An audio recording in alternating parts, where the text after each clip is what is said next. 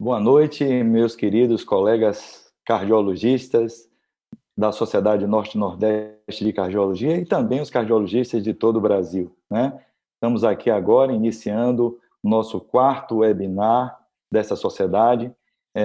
Queria inicialmente agradecer enormemente o apoio do Laboratório Pfizer para que pudéssemos transformar esse evento numa realidade, né? E dizer muito grato, em especial, à sua representante, Cristiane, pelo apoio para que a gente pudesse fazer esse evento. Nós teremos nessa noite três colegas ilustres, que são queridos amigos, que vão ser devidamente apresentados por mais um querido amigo. Eu tenho a honra de chamar para a sessão, inicialmente, nosso colega Gilson Feitosa Filho, que vai ser o moderador desse evento, que é o atual presidente da Sociedade Brasileira de Cardiologia Seção Bahia, né, um amigo de muitos anos de luta na vida associativa e de muitos cursos de recitação e de reanimação cardiopulmonar, né? Há quantos anos trabalhamos juntos nesse campo, né, Gilson? E que coisa boa estarmos aqui juntos apresentando um evento para todo o Norte e Nordeste do nosso país. Sem mais delongas, eu queria passar a palavra para Gilson, dizer que vocês vão ter a oportunidade de fazer uma série de perguntas pelo chat, que vai estar disponível para vocês após as apresentações. Muito obrigado a todos os colegas que compuseram essa grande apresentação, essa mesa redonda. Muito obrigado, Nivaldo. É um prazer estar aqui com todos. Eu quero agradecer à Sociedade Norte-Nordeste de Cardiologia pelo convite, na figura do presidente, o Nivaldo Figueiras. E, ao mesmo tempo, Nivaldo, lhe parabenizar por toda a gestão que você tem feito. Eu sei como você tem se mexido para fazer a Norte-Nordeste ser bastante ativa cientificamente. Bom, hoje nós temos a chance de poder revisar em 1 hora e pouco tudo que a gente precisa saber sobre a amiloidose cardíaca. Então, vamos aproveitar para tudo que os palestrantes têm para nos trazer. São pessoas muito experientes no assunto e eu já gostaria, então, de apresentá-los aqui. A primeira palestra será sobre a avaliação diagnóstica inicial, será feita pelo Dr. Tonison Silva, da Bahia, que é professor auxiliar da Escola Baiana de Medicina e Saúde Pública. Em seguida, essa aula terá 10 minutos de duração. Em seguida, a aula de papel da ressonância cardíaca, que terá 20 minutos de duração, será feita pelo professor Carlos Rochite, que é professor livre-docente do INCOR, da USP, e coordenador da ressonância e tomografia cardiovascular do HCOR. Em seguida, nós teremos o prazer de ouvir a doutora Simone Brandão, de Pernambuco, e nos falará sobre o papel da cintilografia nuclear, também numa aula de 20 minutos. Professora Simone, ela é professora associada de Medicina da Universidade Federal de Pernambuco e chefe do Serviço de Medicina Nuclear do HC de Pernambuco, da Universidade Federal de Pernambuco. E concluindo, nós retornaremos a uma quarta aula, dessa vez do Dr. Tonison novamente, onde ele fechará com o tema tratamento atual e perspectivas futuras, também numa aula de 10 minutos. Então, eu vou pedir, Tonison, que você possa começar a compartilhar a sua aula e a gente vai poder ouvir. E, reforçando o que o Nivaldo falou, eu peço a todos que quem quiser pode ir fazendo sua pergunta pelo chat, que a gente vai coletando aqui as perguntas e no final a gente vai distribuir as perguntas aos palestrantes. Boa noite. Boa noite a todos. Vocês estão vendo a tela aí perfeitamente? Estão ouvindo bem? Sim. Bom, boa noite. Eu quero inicialmente agradecer a diretoria, né, da Sociedade Nordeste de Cardiologia, na pessoa do nosso presidente, o professor Nivaldo Filgueiras, professor Rich, da Comissão Científica. Agradecer também ao professor Gilson Feitosa Filho, nosso presidente da SBC Bahia, e dizer que é um grande prazer em participar desse evento com colegas tão ilustres como o professor Rochite e a professora Simone Brandão. Bom, a minha primeira parte de apresentação é a amiloidose cardíaca, a avaliação diagnóstica inicial. Esses são meus possíveis conflitos de interesse. A amiloidose cardíaca, ela tem um diagnóstico, ela tem uma conceituação clássica como uma doença subdiagnosticada e negligenciada, porém com o advento da possibilidade da diagnóstico não invasivo através da multimodalidade, isso vem se mudando aos poucos, e é válido lembrar que o acometimento cardíaco é o principal marcador prognóstico. Existem dois tipos mais importante de amiloidose é a amiloidose ATTR e a amiloidose AL. A amiloidose ATTR ela está relacionada à transthyretina, que é uma proteína sintetizada no fígado, e a proteína de cadeias leves, chamadas amiloidose AL, né? Que em ambas as doenças, se existir um dobramento errôneo dessas proteínas, levará à formação de fibrila amiloide, disfunção de múltiplos órgãos e sistemas que serão vistos através de sinais e sintomas mais ou menos específicos e alterarão também as imagens cardiovasculares. Alguns mitos que a gente vamos discutir rapidamente aqui, que é uma doença rara, não parece tão rara quanto inicialmente se pensava, que eu preciso de biópsia para o diagnóstico, parece isso também não é mais verdade, e que não existe tratamento específico, de fato já existe. E algumas premissas também importantes é que todas as formas de cardiopatia amiloide, ela ainda são subdiagnosticadas. Ela é uma das doenças cardíacas com a evolução mais rápida, então é uma doença grave, apesar de estar na moda, mas não podemos tirar o foco de que é uma doença grave, progressiva e refratária na maioria dos casos. É cada dia mais importante para o cardiologista. Ela é primariamente diastólica e que pode evoluir para uma cardiopatia restritiva clássica. O diagnóstico precoce é fundamental em qualquer subtipo, porque existem tratamentos modificadores da doença que podem mudar a história natural dessas doenças. Se a doença é sistêmica, ela se apresenta na forma de uma síndrome com sinais e sintomas e com achados na história clínica que são genericamente chamados de red flags. Isso pode estar bem claro, muito fácil de identificar, como aumento da língua, cada vez a macroglossia e púrpura periorbitária, bem típico de amiloidose AL. Podendo ser um pouco mais difícil de ser identificado, mas possivelmente também, se pensar na doença, infiltrado nos ombros, nas articulações, como visto o professor Carlos Geraldo aqui de Salvador, da Bahia, publicado esse artigo em 2004 na New England.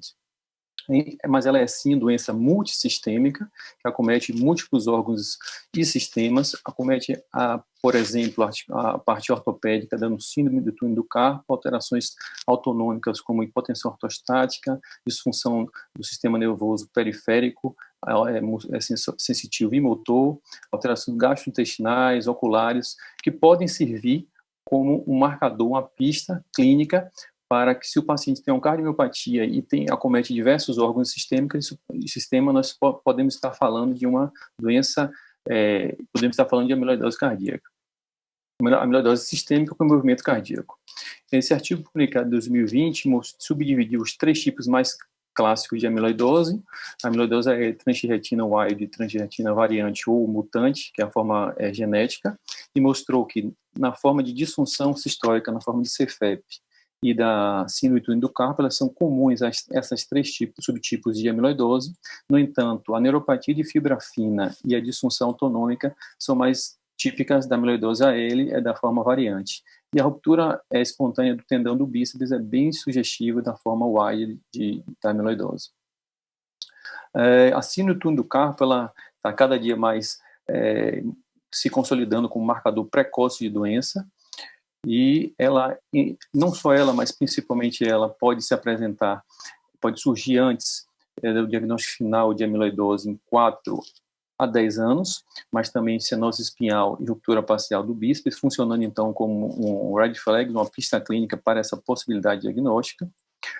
A doença amiloide, ela sai desde um estágio inicial de doença, a pacientes pré-sintomáticos, até um estágio final refratário pela sua característica de ser progressiva, e o nosso objetivo aqui, então, é interromper esse processo ou estabilizar esse processo. Mas, para isso, nós precisamos de um diagnóstico precoce. O diagnóstico precoce passa, então, pela suspeita clínica. Se a gente não pensar na amiloidose, nós não vamos diagnosticá-la. Os sinais de C direita são característicos inicialmente, baixa voltagem no eletro e dissociação eletrohipertrofia no eco e eletro com baixa voltagem. Isso é o mundo perfeito, isso é o ideal, mas o mundo não é perfeito, muito menos a amiloidose. Ela, na verdade, ela mimetiza várias outras doenças, pode mimetizar uma estenose aórtica, mimetizar uma cardiomiopatia hipertrófica, uma cardiopatia hipertensiva, o que leva a um retardo no seu diagnóstico em torno de 4 anos, o que é muito ruim para essa doença, já que é uma doença progressiva. Essa publicação do grupo de Madrid mostrou que a amiloidose é comumente, existe um erro comum de diagnóstico, uma confusão no diagnóstico de amiloidose, e a principal contribuição de patologia que contribui para esse erro diagnóstico é a cardiomiopatia hipertensiva, nessa série deles de 35%. Aqui um relato de caso, nós publicamos recentemente. Nós tínhamos um paciente de 75 anos, ele era hipertenso, ele tinha disfunção sistólica leve, diastólica grau 1, diastólica grau 2 e evoluía em classe funcional 2. Mas o que chamava a atenção é que ele era hipertenso, mas hipertenso leve, usava só losartana e tinha uma hipertrofia marcada de 16. Isso não estava normal, assim, nós achávamos que tinha muita hipertrofia para pouca hipertensão, e aí depois de uma série de exames, eletro, eco com strains, ressonância e posteriormente cintilografia, nós identificamos que se tratava, na realidade, de uma amiloidose por transretina na forma mutante, com essa mutação aqui, que é uma mutação com um fenótipo cardíaco.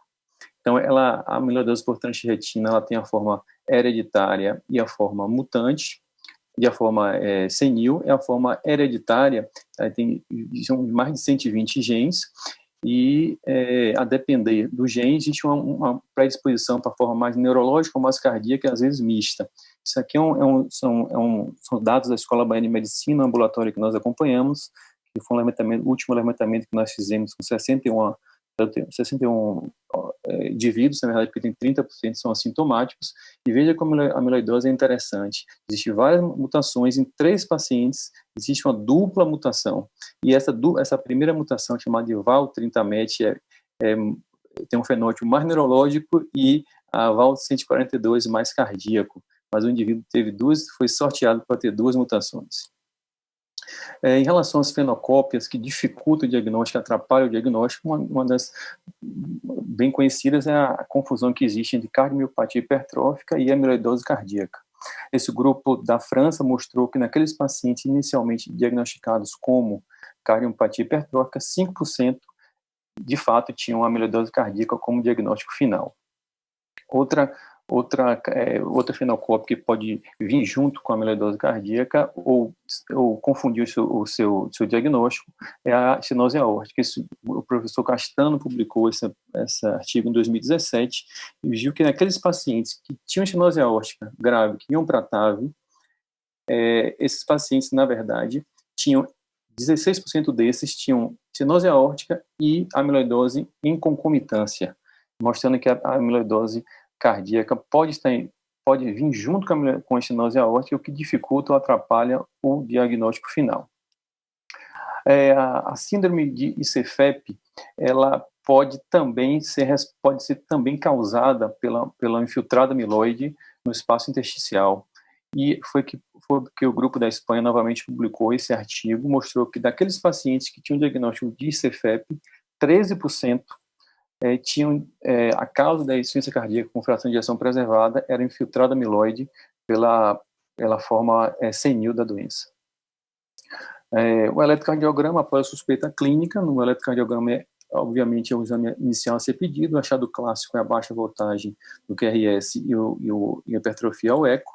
No entanto, apesar de ser clássico, é pouco frequente, é uma baixa sensibilidade. Essa publicação mostrou que na forma L, 60%, na forma transretina, abaixo de 40% de prevalência.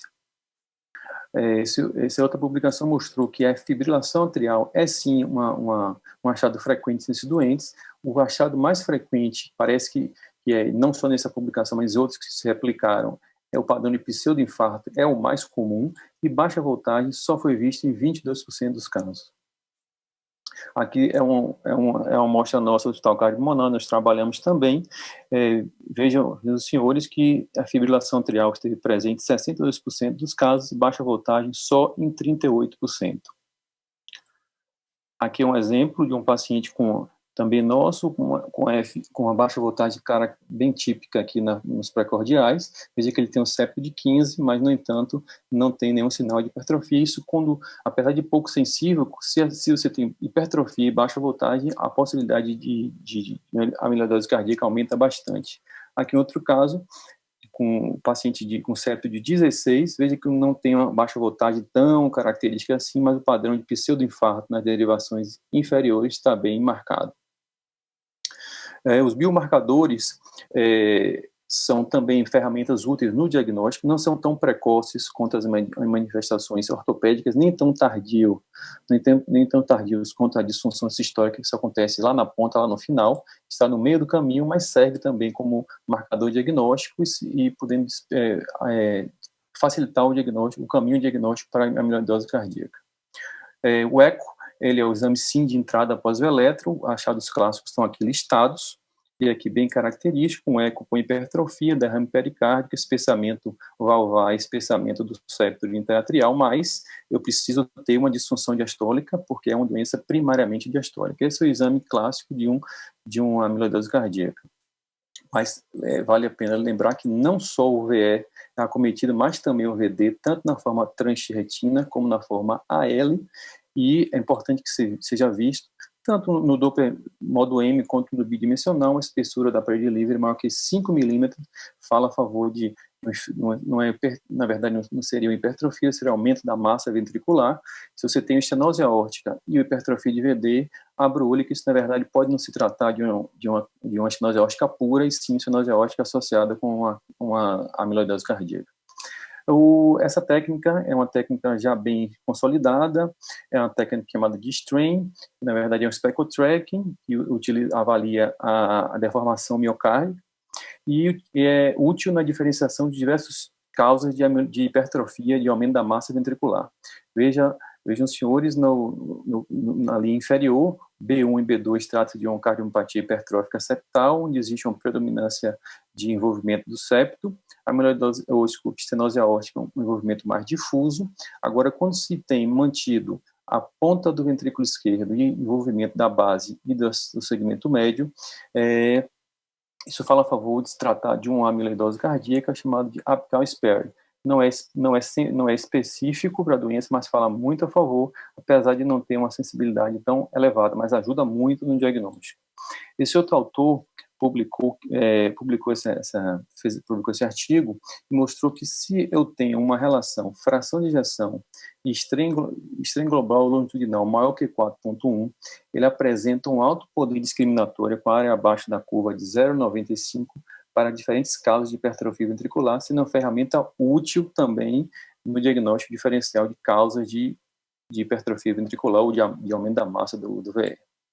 Então, o eco com strain, ele tem caracteristicamente, na amiloidose, um strain global longitudinal bastante reduzido, e abaixo de 14 parece ter um prognóstico pior. A preservação das pontas é um achado bem típico, porém não específico, 100% específico, e que a relação fração de ejeção strain global longitudinal maior que 4.1 ajuda a diferenciar diferentes tipos de hipertrofia ventricular esquerda. Então, se o paciente então, a amiloidose ela é uma doença crônica, progressiva, é uma doença grave, só que a sua progressão é lenta, esse processo infiltrativo é lento. Então, é uma doença, na maioria das vezes, de pessoas mais idosas. Então, se nós temos uma insuficiência cardíaca, seja sistólica, diastólica ou ambas, com um daqueles red flags que eu citei anteriormente, e um septo aumentado, não necessariamente maior que 14, acima de 12, você já aumenta essa suspeição diagnóstica. No homem maior que 65 anos, ou na mulher maior que 70, isso pode se tratar de uma amiloidose cardíaca. É importante se fazer o diagnóstico. Por que é importante? Porque existe tratamento, e o tratamento parece ser bastante favorável para a evolução desse doente. Então, da minha parte inicial era isso. Eu passo a palavra para o professor Gilson Feitosa Filho. Muito obrigado, Tônison. Excelente. Eu vou passar agora a palavra, então, para o professor Carlos Rochit, para falar um pouquinho de ressonância cardíaca para a gente. É um prazer, Rochit, ter você aqui com a gente na Sociedade Norte-Nordeste de Cardiologia. Eu que tive o prazer de conviver com você por um tempo lá no INCOR. Eu lembro a todos que quem quiser pode mandar perguntas no chat, tá? Então, com a palavra, professor Rochit. Boa tarde a todos, boa noite já, né? Entrando às 6. Muito obrigado, Gilson, pela introdução. Bons tempos, aqueles nossos aqui de INCOR. Quando você estava por aqui, a gente sempre sente saudades. Eu queria agradecer a você pela introdução, ao Nivaldo Filgueiras, presidente da sociedade, pelo convite gentilíssimo que ele me fez. ficou honrado e agradecido pelo convite e pelo suporte da Pfizer aqui para a gente poder fazer esse seminário, que eu acho que é tão importante. Acho que é um assunto extremamente importante para o clínico hoje em dia, como a brilhante aula do Tonison mostrou, as coisas não são tão raras como a gente imaginava que fossem. Eu vou compartilhar minha tela, então, aqui. E vocês me dizem se estiver tudo bem. Se não tiver, por favor, deem um sinal para mim. Bom, espero que vocês estejam vendo aí a minha tela inicial. E o meu tópico ficou para falar sobre a avaliação de diagnóstico da multimodalidade, mas, obviamente, tendo aqui a doutora Simone junto com a gente, eu vou falar da área que eu estou mais afeito, e que é a que eu trabalho, que é a ressonância magnética, que tem realmente um papel importante nessa doença. Aqui estão os meus conflitos. E eu vou pedir, vou gastar alguns minutos, que eu acho que é importante para o clínico e para quem está começando a usar a ressonância, para colocar a ressonância em contexto e explicar alguns dos métodos que a gente usa para o diagnóstico da amiloidose, que são fundamentais hoje. Se a gente não entender esses métodos, a gente fica um pouco perdido no uso. Então, esse aqui é apenas um algoritmo para lembrar aos senhores que, apesar de a ecocardiografia ser sempre o nosso primeiro ponto de entrada na imagem multimodal, a ressonância, assim como outros métodos, mas em especial a ressonância, tem um papel muito importante naquela segunda rodada, que eu costumo chamar, para o diagnóstico definitivo. O primeiro eco de screening geralmente não faz um diagnóstico definitivo. Ecos mais sofisticados ou com mais detalhamento vão fazer, provavelmente, mas ressonância, CAT, tomografia vão ajudar. Quando a gente está falando em cardiomiopatia ou insuficiência cardíaca, que vai ser provavelmente o quadro clínico que esse paciente vai aparecer, a ressonância tem um papel muito forte, no sentido de identificar estruturas, alterações estruturais e funcionais que levem a gente tanto para o diagnóstico da cardiomiopatia não isquêmica, da isquêmica ou até da ausência de anormalidades. A ressonância com técnicas muito específicas do ponto de vista como, por exemplo, o Real Stardio, acabam nos ajudando muito, de forma muito fácil a diferenciar, não diria fácil, mas de forma muito precisa, a diferenciar as cardiopatias isquêmicas das não isquêmicas. E como o Tonison comentou na aula dele, a amiloidose é uma que vai aparecer com várias fenocópias, com muita frequência. E é importante você direcionar para onde você vai aqui dentro desse algoritmo, para que isso seja direcionado para o caminho certo. Isso já tem sido trabalhado bastante. Essa é uma figurinha que eu gosto bastante, que eu acho que a ressonância, com todas as suas técnicas, tem que estar na engenharia mental do médico que está avaliando esse paciente. O clássico e um dos mais importantes métodos que a gente usa é o Real Stardio. Esse talvez a maioria, não sei se a maioria, mas uma boa parte dos cardiologistas já estão adaptados ou familiarizados com essa técnica. E é uma técnica feita, uma imagem feita após a injeção do gadolínio, por isso chama-se Real Stardio, a gente espera 10 minutos. O gadolínio ele se distribui apenas no espaço extracelular. Inicialmente, ele foi descrito para doença isquêmica. A gente vê o infarto como uma área branca nessa imagem. A gente vai ter exemplos na frente. Mas logo depois a gente mostrou que essas imagens de fibrose miocárdica também aparecem nas doenças não isquêmicas. Lembrar que essa fibrose pode ter várias etiologias. Então, aquela fibrose de um pós-infarto é a fibrose cicatricial, aquela em que eu tenho um evento, uma injúria aguda do miocárdio, e eu faço uma fibrose de reparação, né, ou de cicatrização. Mas existem outros tipos de fibrose, como, por exemplo, a fibrose intersticial reativa, que é aquela que acontece nas doenças crônicas, como hipertensão, doenças valvares, como a estenose aórtica. A gente tem um outro padrão de fibrose. E a infiltrativa, né, relacionada fundamentalmente ao nosso assunto de hoje, que é a amiloidose. Lembrando que, para chegar nessa fibrose, normalmente, quando eu tenho aquela fibrose de reparação, eu primeiro perco o miócito e aí ativo o fibroblasto para fazer a fibrose. No lado do não isquêmico, e principalmente dos depósitos ou das doenças crônicas reativas, eu tenho uma ativação fibroblástica antes de mais nada, que vai gerar aumento do espaço intersticial, aumento do espaço extracelular. Essa fibrose pode envolver, inclusive, fibrose perivascular, que acontece na amiloidose, e isso, ao longo do tempo, gera, então, uma reposição de fibrose reativa e um aumento da espessura miocárdica com esse aumento desse espaço extracelular. Eu estou mostrando essas figuras porque é isso que nós vamos ver com a ressonância. É exatamente esse padrão histológico que nós vamos ver, baseado naquele princípio que eu falei para vocês. O gadolínio, que seriam essas pílulazinhas vermelhas aqui, ele fica no vaso, né, no sangue, e no interstício, entre os miócitos, mas ele não entra dentro do miócito. Isso nos permite, através de um cálculo de um dado chamado T1 do miocárdio antes e depois do contraste, saber quanto de contraste está aqui nesse espaço extracelular e, portanto, calcular o espaço extracelular, tendo como informação também o hematócrito. Então, essa é uma maneira, é como se fosse um realce tardio mais forte. É um realce tardio que consegue ver, para mim, a doença difusa. Então, diferente do realce tardio aqui, ó, num infarto à sua direita, à sua esquerda, em que eu vejo o infarto muito bem, o mapa T1 me mostra áreas de fibrose difusa, aquela fibrose que eu acabei de mostrar de expansão do espaço extracelular. Isso aqui tem até para quem tiver interesse em se aprofundar, tem uma revisão minha e do Juliano, escrita em 2015 já, né, com essas imagens, mostrando como a gente faz isso em detalhes. Mas a ideia é que vocês entendam que esse mapa T1 e o cálculo do volume extracelular, em inglês eu vou falar várias vezes ECV, que é Extracellular Volume, mas é o VEC, né? Em português seria volume extracelular.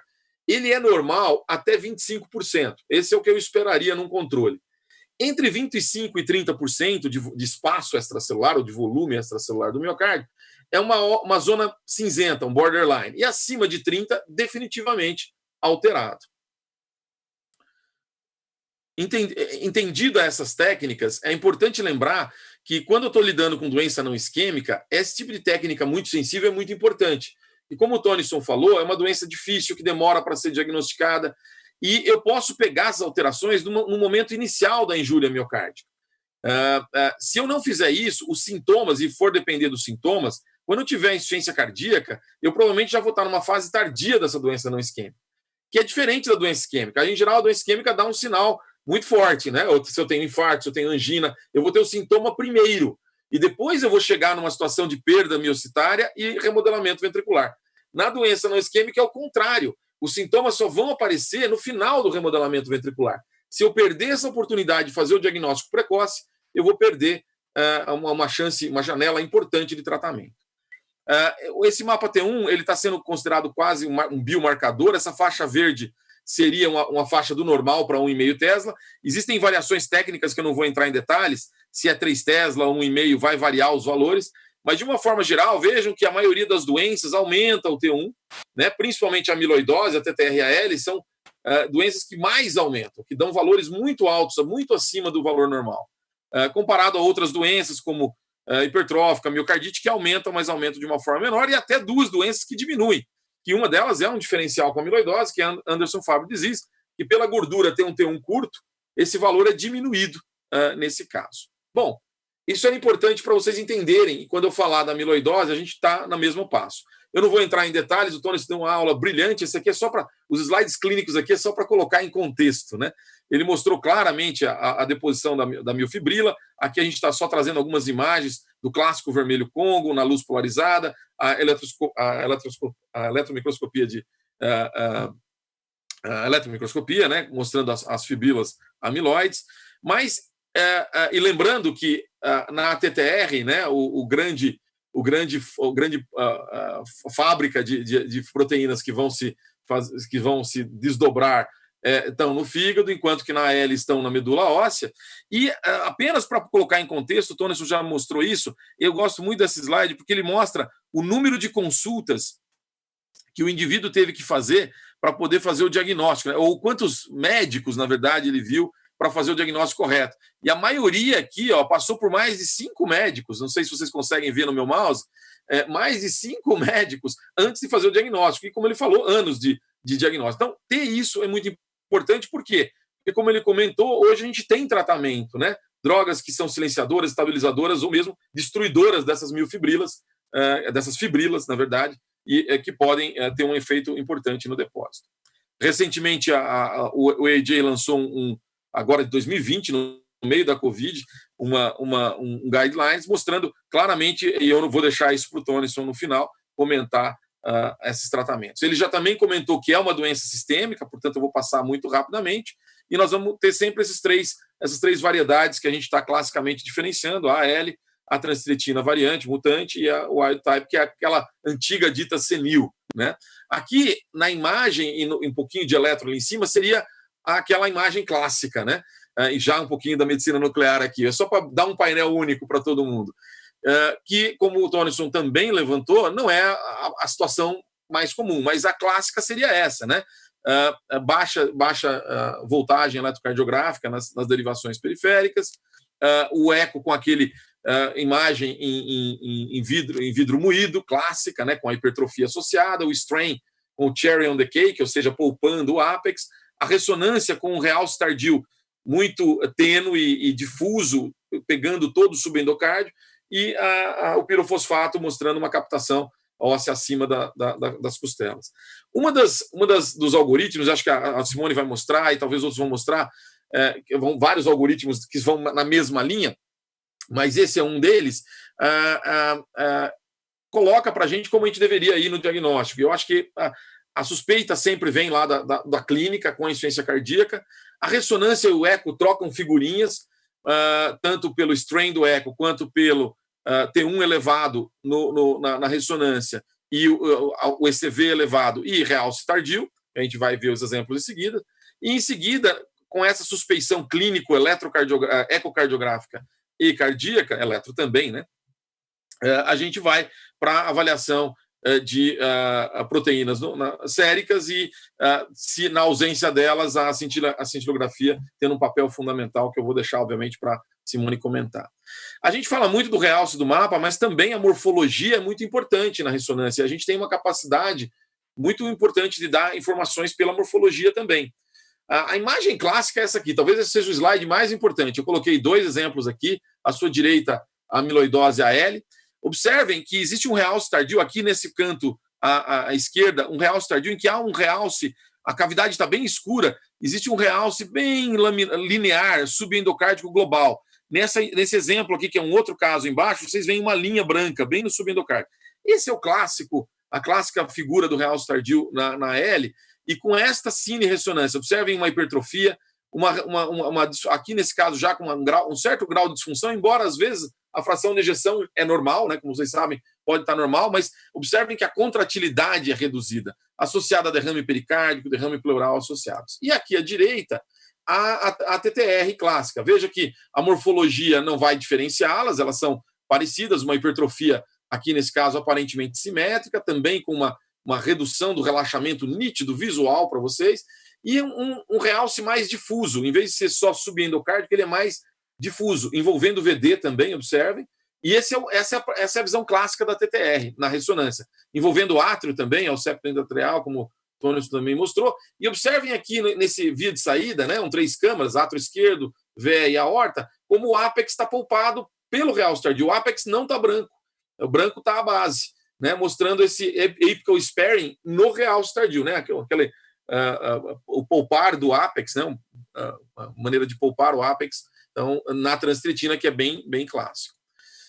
Mas, como eu falei para vocês, a massa ventricular, apenas a parte morfológica, também é importante. Então, nesse trabalho, como eu falei, às vezes o stroke volume, a fração de ejeção é normal, mas se eu pegar o volume ejetado e dividir pela massa ventricular, essa é uma técnica interessante. Eu vou ter, inclusive, valor prognóstico e diagnóstico nesses indivíduos, comparando apenas uma informação anatômica, né? Eu vou passar rapidinho, mostrando que quanto maior esse índice, pior o prognóstico do indivíduo. Se eu usar também só a cine, observem aqui a cine de uma amiloidose aqui na coluna da esquerda, como a cine fica muito branca se eu fizer ela pós-contraste. Aqui é o realce tardio embaixo. Mas observem como é diferente, por exemplo, de uma hipertrofia de outra etiologia, de uma cardiopatia hipertrófica, que não fica tão branco assim o miocárdio. Então, existem várias dicas e essa percentual de aumento de intensidade é diagnóstica também. Esse conhecimento do realce tardio na amiloidose, aqui outro exemplo, validado com biópsia, vem já de longo tempo, ó, publicações de 2005, 2008, e mostrando também valor prognóstico do realce tardio. Inclusive da imagem em T2, aquela imagem de edema, que também mostra áreas de aumento de intensidade de sinal. E aqui, classicamente, aquela chamada de gradiente base-ápex, que é o poupar o ápex, né, o apical sparing. Quando a gente tenta diferenciar a TTR e a L, esse é um trabalho mais na medicina nuclear, mas a gente consegue, tem várias características que podem diferenciar. A gente tem usado também um score que dá um grau de realce tardio, ainda falando do realce tardio em si, do 0 até um número maior, a gente soma esse score, e esse score nos dá um valor prognóstico bastante significativo também. Então, a gente quantifica a quantidade de depósito através do realce tardio. Mas apenas a presença do realce tardio tem valor prognóstico. E se eu dividir entre os realces tardios focais ou mais globais, também tem um valor prognóstico, mostrando que quanto mais realce tardio, pior meu prognóstico. Passando um pouquinho para as técnicas mais modernas, observem que quanto maior o meu realce tardio, maior o meu ECV, o meu VEC, lembra? O meu volume extracelular do miocárdio. Mostrando aqui novamente um valor prognóstico. Então, o realce tardio, ele muito que correlaciona com o volume extracelular. O que acontece é que muitas vezes, visualmente, é mais difícil dele ser identificado. Esse é um slide técnico, eu peço desculpas aos clínicos, mas eventualmente se tiver alguém que faz ressonância aí fora, me ouvindo, a gente, quando faz a técnica de mapa T1 e de volume extracelular, a gente faz uma aquisição sequencial de imagens com características diferentes. E o que a gente vê de tempos de inversão, que a gente chama, isso é para quem é técnico. O que acontece é que a cavidade satura-se primeiro num indivíduo que não tem amiloidose, né? Porque eu tenho mais gadolínio na cavidade do que no miocárdio. Quando eu estou na amiloidose, olha o que acontece. O miocárdio, naqueles tempos curtos de inversão, é uma coisa técnica, mas é só para vocês saberem, ele satura primeiro. Isso significa que ele tem mais gadolínio. É como se eu estivesse medindo o quanto de gadolínio tem nesse músculo. Esse miocárdio aqui é um miocárdio esponja, como eu costumo dizer, e esse não. Esse é um miocárdio compacto, sólido. Aqui vocês veem, então, que com o aumento do realce tardio, que é o LGE, aumenta o ECV. É uma regressão linear aqui. Da mesma forma, se eu tenho amiloidose cardíaca clínica ou por biópsia, observem que o meu ECV, minha quantidade de volume extracelular vai subindo progressivamente, quanto pior o grau clínico desse indivíduo. Mapas T1s que mostrem valores absolutos do T1, pré-contraste, né? Quando eu falo do T1, eu estou falando de um valor antes do contraste. Quando eu falo do volume extracelular, é uma associação, é aquela forma, é uma relação entre o pré-contraste e o pós-contraste.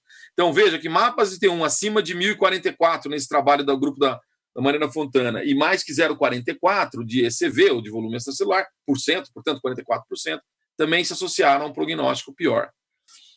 Um outro trabalho do mesmo grupo, mostrando um valor um pouco mais alto, que eu acho que eu costumo utilizar esse valor como meu critério de corte, acima de 1450, um prognóstico pior, e um ECV acima de 44 para prognóstico da AL. Uma coisa interessante que o Tonison comentou, que uma boa parte é uma fenocópia, a gente tem que diferenciar várias hipertrofias, né, que são semelhantes à amiloidose, mas nesse trabalho específico da Ana Martinez Naharro, ela mostra que, na verdade, a maioria dessa casuística, 55%, teve uma hipertrofia assimétrica. Então, veja, no eco, provavelmente eu poderia ficar como um cardiopatia hipertrófica, num caso desse. Seguida pela hipertrofia reversa do septo e assimétrica com menos proporção aqui. E nesse trabalho também, quanto maior o ECV, maior o diagnóstico, há uma regressão linear, exceto por essa variante serina 77 tirosina, que tem aqui é uma regressão, com o DPD, ou seja, lá com a medicina nuclear. Você veja que quanto maior o volume extracelular, maior a captação pela medicina nuclear com marcadores ósseos, exceto por essa variante aqui, que tem uma captação, tem um volume extracelular aumentado, né? Maior do que esperaríamos pela captação do DPD. E o ECV acima de 58 também aqui foi bastante prognóstico. Tem uma série de critérios, eu não vou entrar em detalhes, são muitos, em que a gente consegue diferenciar a L da TTR. Mas, como eu disse, esse é um papel mais simples e mais fácil de ser feito pela medicina nuclear. Além de a gente quantificar o depósito, a gente também consegue monitorar. Então, pacientes que são tratados, veja que o T1 com o tratamento vai caindo. Ó. Então, eu comecei lá com quase 1.200 de mapa T1 nativo e fui diminuindo para 960 com o tratamento. Então, o número que está mais clássico agora, e também nesses pacientes que têm algum grau de disfunção renal, em que haja uma preocupação com contraste, a gente pode começar fazendo o mapa T1 nativo, sem contraste. E o ponto de corte seria 1.164. Se eu tiver acima desse valor, a probabilidade de amiloidose cardíaca é altíssima na curva ROC, com valor positivo de 98%, e eu posso, talvez, não injetar contraste e não fazer o volume extracelular. Se ele tiver intermediário, acho que aí a ideal é a gente ter o volume extracelular para confirmar. Se ele tiver abaixo, praticamente eu excluo a possibilidade de amiloidose. Aqui só o grupo da Mariana Fontana é o grupo mais produtivo na área de amiloidose e ressonância, mostrando aqui curvas, então, diagnósticas também, tanto do T1 nativo quanto do ECV, para vocês verem que a acurácia é na faixa aí dos 90%. Eu não vou entrar em detalhes do trabalho. De novo, uma relação direta com o DPD, tanto para o T1 nativo quanto para o volume extracelular. Quanto maior a captação na medicina nuclear, maior a nossa alteração na ressonância. E é uma doença intersticial, né, como a gente mostrou para vocês, né, é do interstício do miocárdio. Aqui está um exemplo clássico, acho que esse quadro é muito bacana, mostrando aqui o indivíduo normal, com T1 nativo ao redor de 1.000, T2 ao redor de 50, eu falei pouco do T2, eu vou ter pouco tempo, realce tardio normal, e um ECV de 28, lembra? Entre 25 e 30 a gente deixa um borderline aqui. Na AL, um aumento acima de 1.100, com 52, o T2 aqui não se alterou muito, mas já com aquele padrão subendocárdio que eu comentei com vocês, e um ECV de 40. E na transiretina, um 1.120 de mapa T1, 49 de T2, um realce tardio mais difuso, lembra que eu mostrei para vocês, e um ECV ainda maior. Os ECVs maiores, ou os VECs maiores, se vocês preferirem, são da transiretina, eles são realmente muito altos. Esse foi uma revisão recente, de novembro de 2019, do grupo, tentando na multimodalidade aqui dizer que todos os métodos são importantes, eco, ressonância e cintigrafia, mas veja que a ressonância tem um papel que o Tonison mostrou muito claramente. A gente é muito bom de diferenciar das outras hipertrofias, né? Isso é fundamental.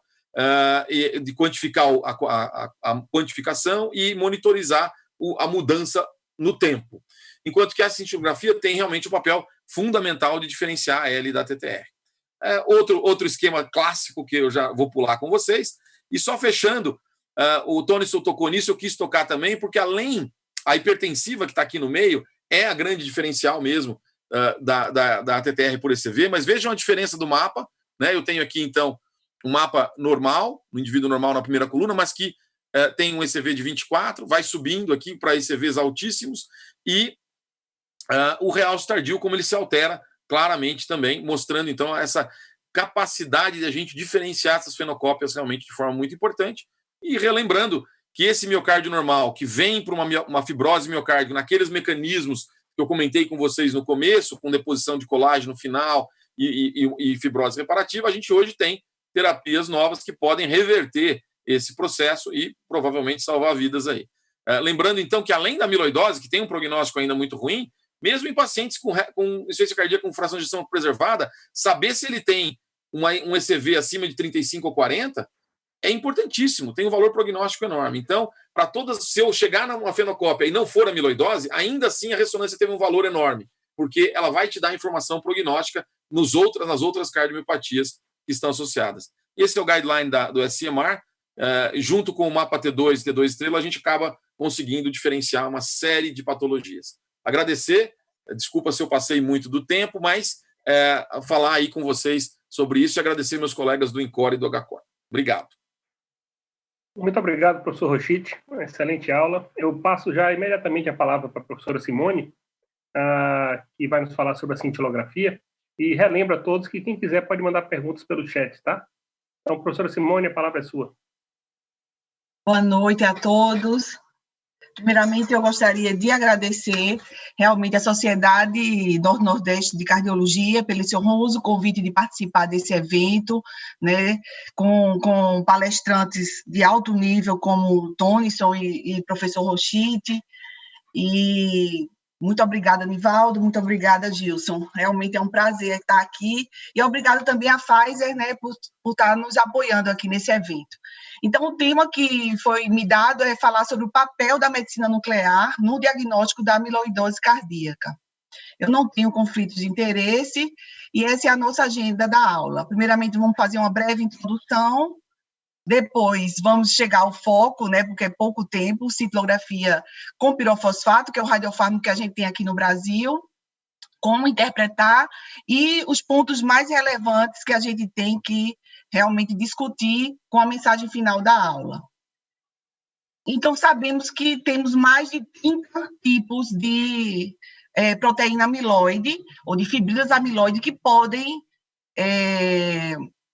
levar à amiloidose cardíaca, mas desses mais de 30 tipos, cerca de 95% dos casos, realmente só são 2 tipos que vão infiltrar o coração, que, como já foi falado anteriormente, que é a amiloidose de cadeia leve e a amiloidose cardíaca associada à transtirretina. Mas é sempre bom lembrar que, em uma minoria de pacientes, mas quem vê muito paciente não pode deixar de esquecer que, às vezes, nem é a L, nem é a forma transtirretina. Então, a gente pode estar diante de um outro tipo de proteína amiloide que está infiltrando o coração. Mas vamos se deter aqui. E por que é importante a gente saber disso? Que existem esses 2 tipos principais, que é de cadeia leve, a L, e a transtirretina, porque muda completamente prognóstico, muda completamente tratamento e aconselhamento genético. Então, esse diferencial entre cadeia leve e transtirretina é super importante.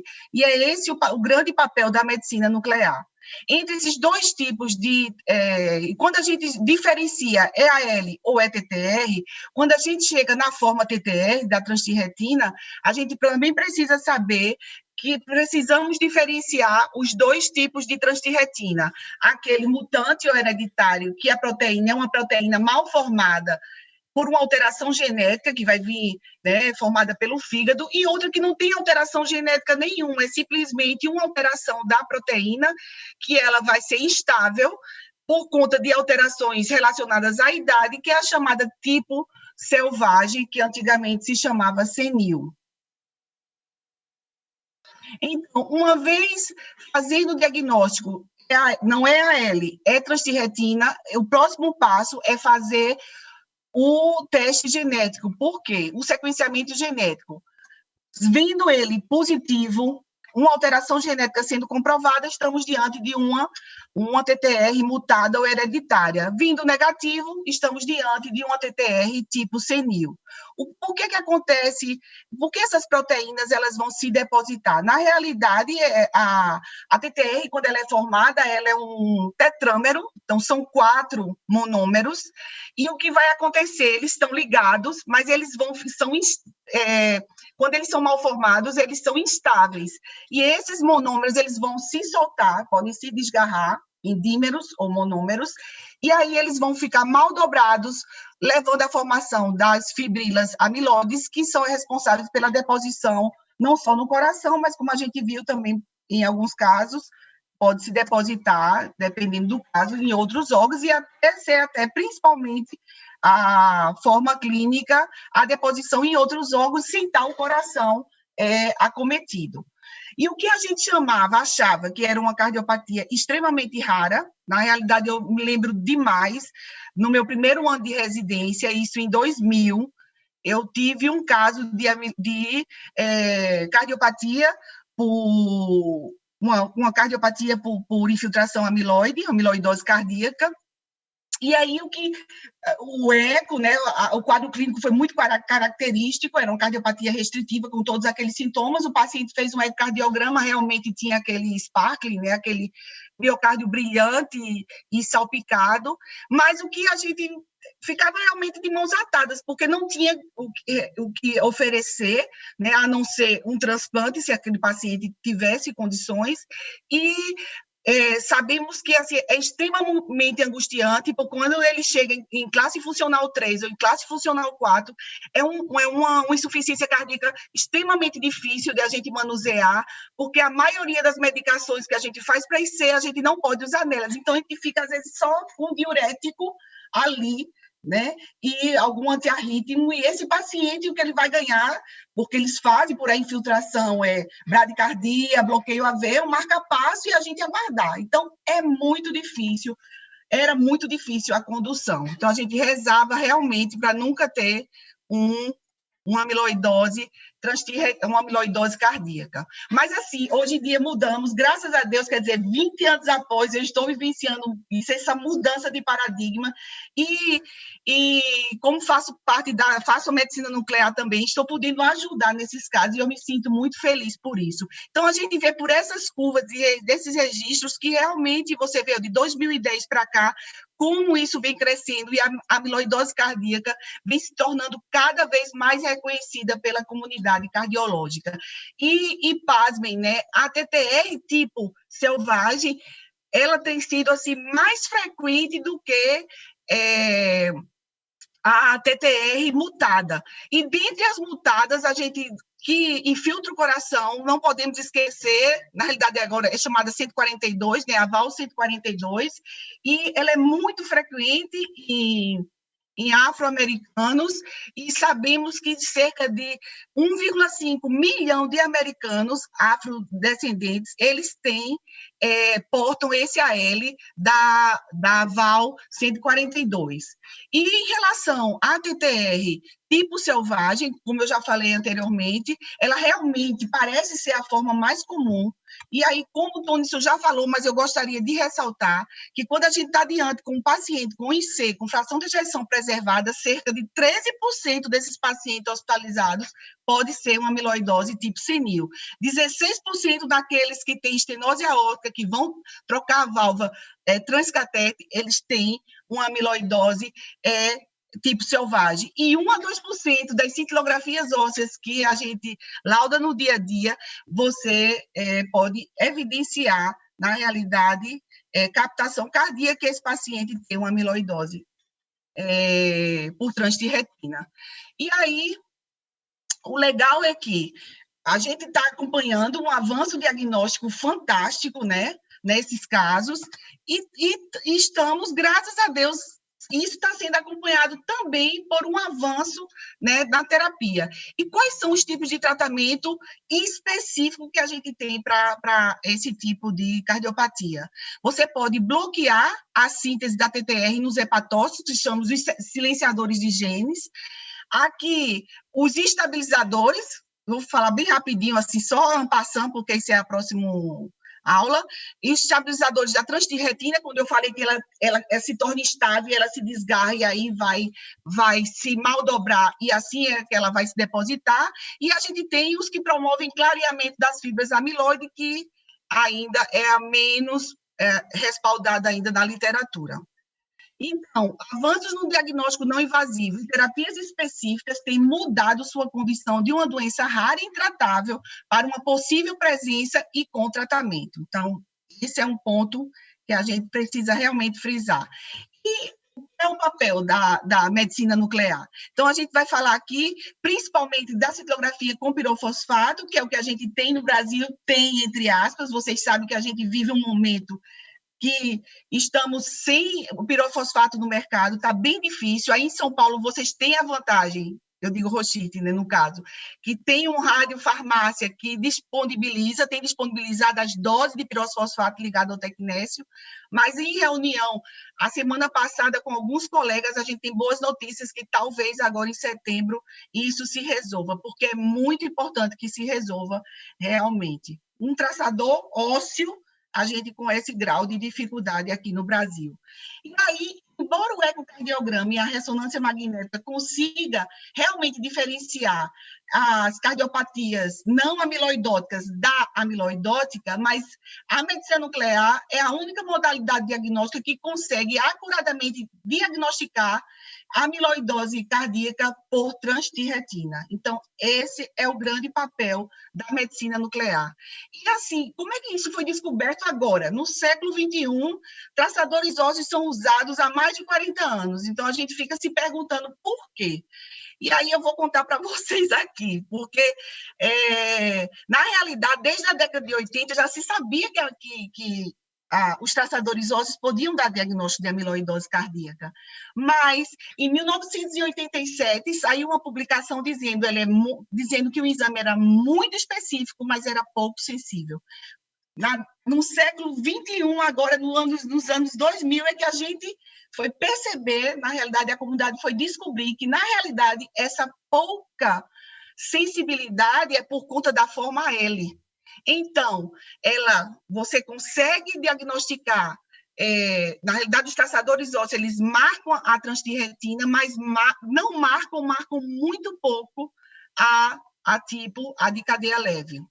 Então, era por isso que não se consagrou. E assim, o uso primordial, só para critério de curiosidade, é que os traçadores ósseos eram muito utilizados na década de 70 e 80 para dar diagnóstico de infarto na fase subaguda, porque você tem um influxo de cálcio ali, e eles, como vão se ligar ao cálcio, você podia dar esse diagnóstico na fase aguda. Mas, enfim, isso mudou e essa indicação quase não se vê hoje em dia. Mas e será que são todos os traçadores ósseos que podem dar diagnóstico de transtirretina? Não. Os que podem, que têm sido utilizados, são 3, que é o DPD, que tem muito na Europa, o HMDP, que também tem na Europa, e o pirosfosfato, que deveria ter muito no Brasil, espero que a gente tenha brevemente, e nos Estados Unidos. Esses são os 3. E eles não marcam a proteína amiloide, é isso que a gente queria dizer. Eles marcam, na realidade, não se sabe bem o que ele está marcando ali, mas acredita, por estudos de biópsia e microscopias, que já se viu que na proteína amiloide, na tipo transtirretina, você tem microcalcificações que se infiltram ali e ele está marcando essas microcalcificações. Existem outros radiofármacos que a gente pode usar na amiloidose cardíaca, como, por exemplo, avaliação de atividade simpática cardíaca, mas não é específico. Mas existem compostos moleculares altamente específicos, e por via PET, que é uma técnica que tem uma resolução espacial incrível, que são os que a gente usa para dar diagnóstico de demência de Alzheimer, para ver lá as placas de amiloide no cérebro, que é o Flu, ligado ao Flobetapi, tem o Flobetapen também, e tem o PIB, que é o mais antigo. E já se viu que ele marca muito bem a amiloidose cardíaca também, de uma forma, com uma resolução espacial muito até melhor do que havia que a gente faz com o SPECT, mas ele não diferencia se é TTR ou se é AL, por isso não tem sido utilizado. A Ventas já tem alguns trabalhos mostrando que talvez esse marcador via PET vai ser muito bom para acompanhar, porque até agora não se tem mostrado que os traçadores ósseos eles sirvam para você avaliar melhor a terapêutica. Embora são poucos trabalhos ainda, e como a gente viu, as medicações que estão sendo utilizadas hoje em dia, na realidade, ela não tira a amiloide que já tinha sido depositada ali. Ela simplesmente vai estabilizar e vai evitar que outras proteínas amiloide se depositem mais dentro ali do meio extracelular cardíaco. Então, eu já falei aqui que o mecanismo exato ainda não se sabe, tem sido atribuídas as microcalcificações que tem na TTR e não tem na AL, essa seria, e eis aqui o exame. Na realidade, aqui a gente está mostrando um caso TTR positivo e um caso TTR negativo. Então, são pacientes que têm um aumento da espessura de véia, vamos falar assim, porque, na realidade, na amiloidose não é uma hipertrofia verdadeira, e aqui você vê, é muito fácil se ver pela medicina nuclear, uma captação cardíaca que não era para existir, captação óssea na área cardíaca, e nas imagens SPECT você ainda vê melhor, ainda consegue dizer qual a parede está afetada, se tem VD envolvido também. E na forma L você não vai ver isso, ou pouco vai ver. Então, a gente preparou um guideline, porque quando começou esse boom de cintilografia com traçador ósseo para amiloidose, os médicos nucleares precisavam se entender do protocolo, e a gente criou esse protocolo e está publicado aí no site da Sociedade Brasileira de Medicina Nuclear. Então, muito dessa aula aqui está nesse arquivo que eu fiz com grandes nomes da cardiologia nuclear brasileira. Tive essa honra de participar desse material. E aí, qual seria, só para rapidamente, como é que a gente faz esse exame? Não precisa de preparo, que às vezes o paciente vai lhe perguntar, então não precisa de jejum, precisa suspender nenhuma medicação, tem uma dosimetria relativamente baixa, vamos dizer, um MIB tem 9 milisievert, e aqui você vai ter 3 milisievert, e o protocolo de imagem é extremamente simples, a gente injeta no paciente via intravenosa e faz imagens com 1 hora e com 3 horas, imagens planares, que são única projeção, anterior, lateral e oblíqua anterior esquerda, e imagens tomográficas SPECT igual a do MIB, se necessárias. O protocolo com DPD, que é o da Europa, eles também fazem corpo inteiro, porque eles fazem uma medição que eles precisam de ver o grau de captação no corpo inteiro para fazer uma análise semi-quantitativa com o coração. Mas no pirofosfato, realmente, a gente não tem visto utilidade, é só perda de tempo fazer o corpo inteiro. E aqui são as imagens de um caso nosso aqui, uma imagem de 1 hora, você vê uma captação bem tranquila, assim, dá para ver bem importante, né? Todo mundo consegue enxergar, com também o ventrículo direito aqui captando bem. Aqui é de 3 horas que persiste essa captação. Então, quais são as análises que a gente faz? Na análise de 1 hora, eu faço uma semi-quantificação, que eu vou mostrar. Na análise de 3 horas, a gente faz uma quantificação relativa, que o Rochite até comentou, que é a gente faz o quanto está captando do coração em relação aos arcos costais. Aqui, corpo inteiro, no início eu fazia corpo inteiro em todo mundo, agora realmente, depois desse guideline, a gente tirou isso, porque perde tempo, é um tempo para o paciente e para o serviço, sem necessidade, porque é uma cintilografia óssea normal, e aí a gente também tem que laudar quando você faz o corpo inteiro.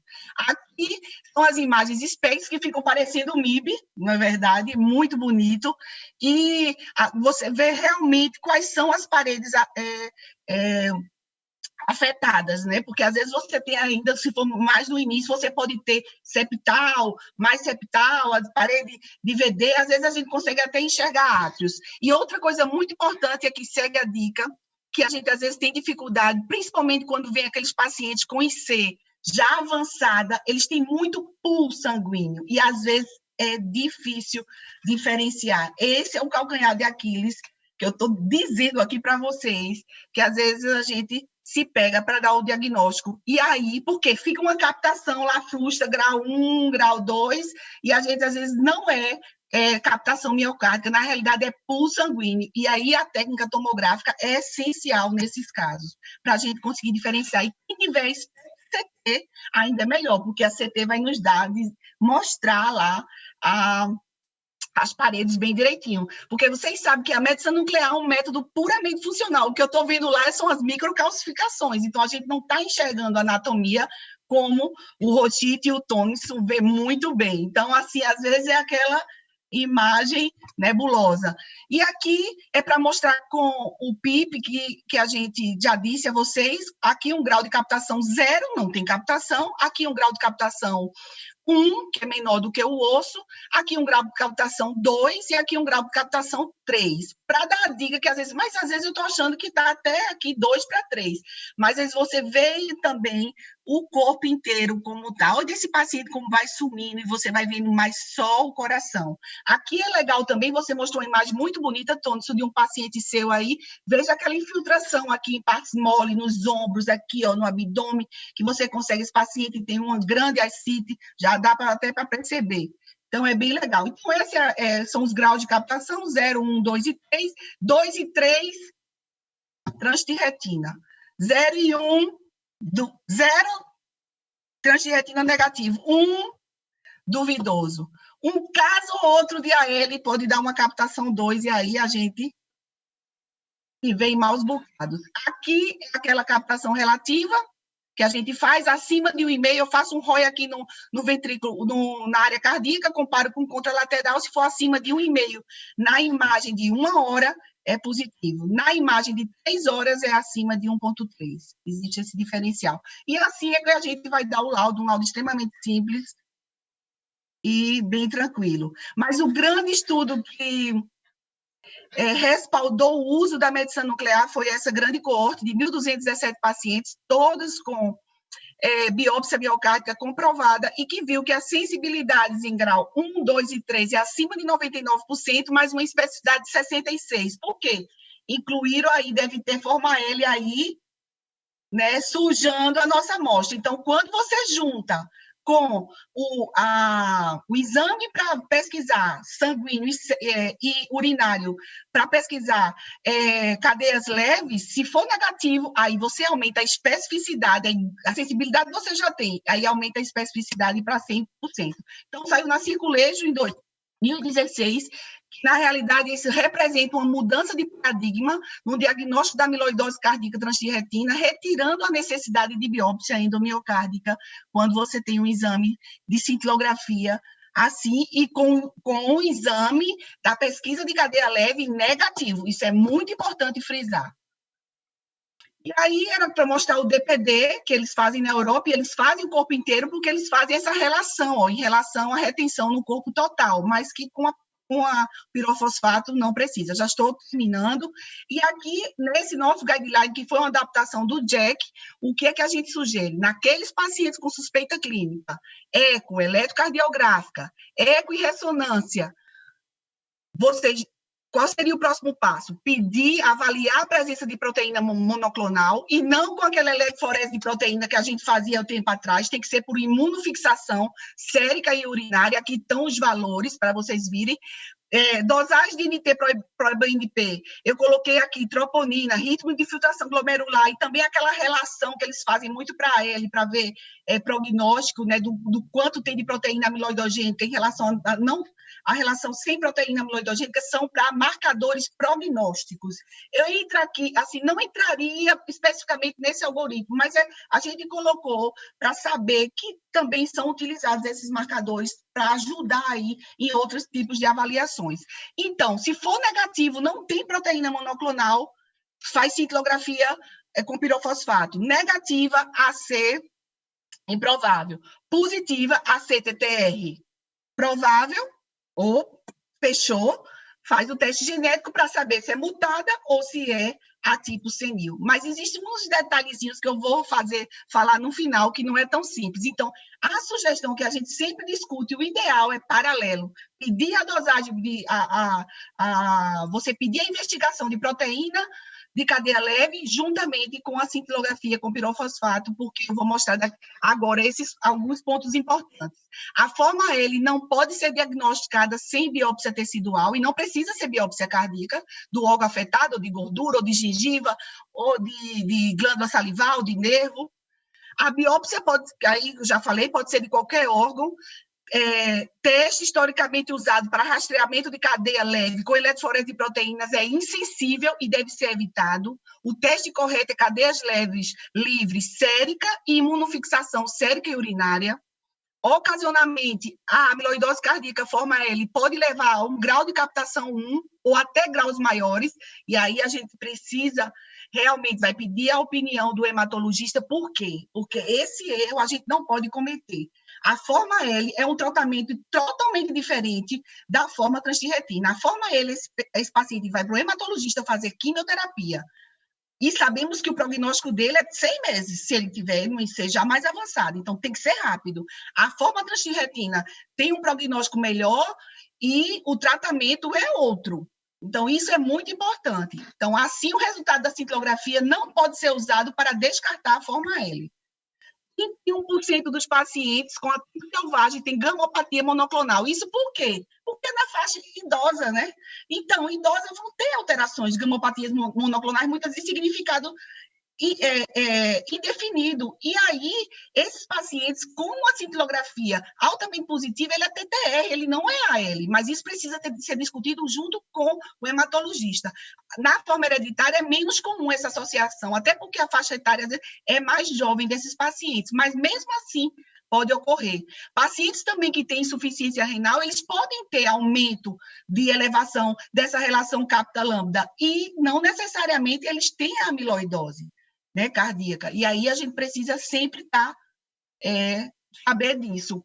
A outra coisa que eu queria ressaltar aqui é não esquecer, isso para quem faz a técnica também, o SPECT, é muito importante a tomografia, para a gente rodar, para a gente diferenciar se a captação é realmente real, cardíaca, ou se não é o sanguíneo ali. Então, como mensagem final, a amiloidose cardíaca transtirretina afeta uma população crescente de pacientes encontrados na prática clínica. Então, é inadmissível hoje um cardiologista não pensar, com o advento das técnicas de imagem não invasiva, como a cintilografia com traçadores ósseos, se o diagnóstico precoce é possível, a entrada de terapias efetivas provavelmente possibilitará melhores resultados para esses pacientes, mas para essas terapias serem efetivas, o máximo possível, a identificação precoce da doença é um ponto crucial. Muito obrigada. Muito obrigado, professora Simone. Eu já passo a palavra, então, de imediato ao professor Tonison. Tonison, aprendi o que é, aprendi a suspeitar, aprendi a diagnosticar. Eu quero aprender agora a tratar. Como é que a gente trata essa condição? Pronto, vamos lá. Só um minutinho.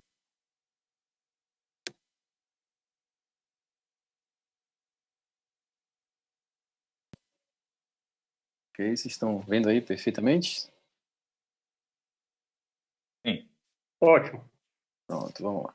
Bom, resumidamente, esse é um fluxograma que nós usamos no Hospital Cardíaco Pulmonar, mas a doutora Simone falou muito bem. Eu só vou pontuar duas coisas que eu acho muito importantes. Primeiro, que é bastante relevante, fonte de erro. Não é pronto, nós chegamos ao ponto, isso se trata de amiloidose cardíaca. Ok, eu preciso saber se é a AL ou a TTR. Então, é fundamental se fazer o exame imunofixação de proteína no sangue e na urina com pesquisa de cadeias leves. Ok, isso é fundamental. Se for positivo, ok, hematologista, o protagonismo dele agora é dele. Se for negativo, isso aí a gente vai, a doutora Simone já explicou bem. Então, é só para pontuar que, primeiro, eu preciso excluir a L o mais rápido possível. E como é que eu excluo a L? Através da solicitação não na eletroforese de proteína simples. Enquanto que a amiloidose por transretina eu não preciso de biópsia, a amiloidose AL eu vou precisar de biópsia, porque para eu definir se é AL mesmo ou não, uma eletroforese, uma imunofixação positiva não necessariamente significa dizer que é AL, então existem alguns detalhes aí. Então, o primeiro ponto é isso. O segundo é que o tratamento, assim como o diagnóstico, acho que a palavra da amiloidose atual é revolução, né? Já existia uma revolução no diagnóstico, né? Ou seja, eu posso dar o diagnóstico da amiloidose por transretina sem biópsia, utilizando a multimodalidade, e nós estamos vivenciando uma revolução no tratamento. Obviamente que o tratamento inicial, o tratamento específico é um pouco mais custoso e a gente precisa tratar o paciente, compensar o paciente para que ele possa, de fato, usar a medicação, mas o tratamento de suporte de insuficiência cardíaca associada à amiloidose, seja com fração de ejeção preservada ou reduzida, é controle do sal e o uso de diuréticos, de álcool, antagonista de aldosterona, de fato, é o que vai promover benefício no sentido de sintomas para esse doente. Apesar de se tratar de uma insuficiência cardíaca com fração de ejeção reduzida, ou seja, o beta-bloqueador, na teoria, estaria bem indicado, no paciente que tem amiloidose, o beta-bloqueador, na maioria das vezes, na grande maioria das vezes, é contraindicado pela sua fisiologia restritiva, em que o indivíduo precisa da frequência cardíaca para manter um débito cardíaco adequado. Se o beta-bloqueia esse paciente evolui com hipotensão, são sintomáticos, a gente não consegue manter o remédio e a gente consegue, fora que eles podem ter bloqueios atrioventriculares avançados, que seria também uma outra contraindicação. Não diria que é uma contraindicação absoluta, porque a gente pode tentar usar a dose baixa, mas assim, normalmente a gente não consegue usar os beta-bloqueadores. Os IECAs e os BRAs também podem ser usados se tiverem indicação para isso, mas também são muito pouco tolerados. Inclusive, as medicações para insuficiência cardíaca são pouco toleradas nesses doentes e, inclusive, uma pista clínica para dizer, bom, esse paciente não está tolerando a doses baixas, o que é que está acontecendo? É porque eles têm disfunção autonômica, fazem hipotensão ortostática e pode estar se tratando de uma amiloidose cardíaca, você pode estar tratando com uma miocardiopatia hipertrófica ou qualquer outro tipo dessa daí, e, na verdade, ser uma amiloidose cardíaca. Então, você pode usar IECA e BRA com doses baixas, titulando a dose, mas existe indicação específica para isso? Não existe indicação nem para beta-bloqueador, nem para IECA e o BRA.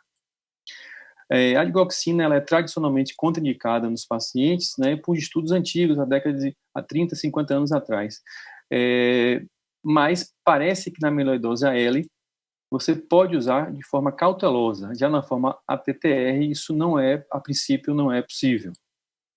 Esse estudo mostrou que se você iniciar com dose baixa, evitar beta-bloqueador, evitar bloqueadores de canal de cálcio, monitorizar eletrólitos. É possível se usar dioxina com controle rigoroso desse doente a cada semana, a cada 3 meses, ou seja, é possível se usar, não existe uma contraindicação formal, mas existe todo um cuidado necessário.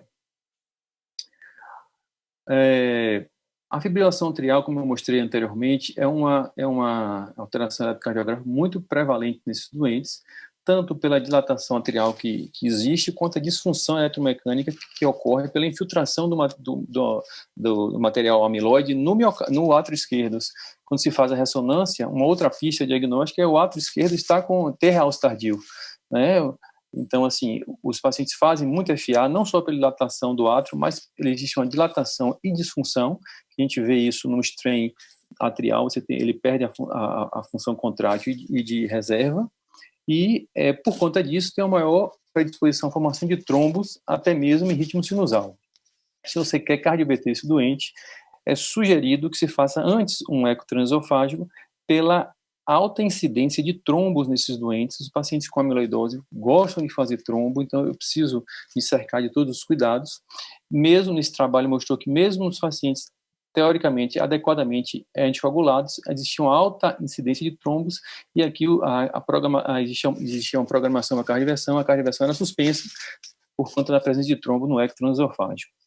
Isso é visto principalmente na amiloidose AL. Nesse trabalho mostrou que até 30% dos pacientes com amiloidose AL tinham trombo no ventrículo, no átrio esquerdo. E se for optado por controle de frequência, a droga de escolha é a amiodarona, podendo se usar digoxina, beta-bloqueador com muita ressalva, e os bloqueadores dos canais de cálcio não dihidropiridínicos são formalmente, esses sim, são formalmente contraindicados pela grande possibilidade de bloqueios AV avançado, com associação de bloqueador de canal de cálcio não dihidropiridínico e amiloidose cardíaca. Em relação à anticoagulação, os códigos Chade-Vasquez não se aplica a esse doente, ou seja, se você tem amiloidose cardíaca e FA, exceto em uma contraindicação maior, você está autorizado a anticoagular esse doente, independente, assim, não é necessário você estratificar esse doente baseando-se no Chade-Vasquez. E que droga eu posso usar? Esse foi um artigo publicado recentemente. Eu posso usar varfarina, eu posso usar os novos anticoagulantes. Esse trabalho mostrou que sim, os eventos trombóticos e eventos de sangramento, não houve diferença entre as duas terapêuticas. Então é possível se usar os novos anticoagulantes ou o inibidor de vitamina K indistintamente. Bom, o tratamento específico. Aqui, o tratamento específico, existe várias drogas. Antigamente não existia droga nenhuma, agora existem várias drogas, várias opções terapêuticas específicas, ou que impedem a síntese da transretina, ou que, eu estou falando aqui em transretina, porque se for amiloidose AL, é o hematologista, quimioterapia, transplante de medula óssea, a gente pode dar um suporte, porque eles às vezes fazem, né, IC, a gente pode dar um suporte, mas o tratamento que vai definir as coisas realmente é o hematologista. Então, o tratamento específico da amiloidose por transretina, existem algumas drogas, como inibidores da síntese através do técnica de silenciador do RNA, drogas que como hepaticiram, inotersen, mas eu preferi aqui focar o que de fato está comprovado, porque essas drogas não estão, existem trabalhos em andamento em cardiomiopatia amiloide, mas não existe conclusão a respeito da eficácia dessas terapêuticas, ao contrário do tafamides, que é uma droga estabilizadora da transretina. A transretina, só resumidamente, é um tetrâmero, e que o grande problema é que esse tetrâmero pode se estabilizar, né, e se agregar e se depositar, levando a disfunções já citadas exaustivamente.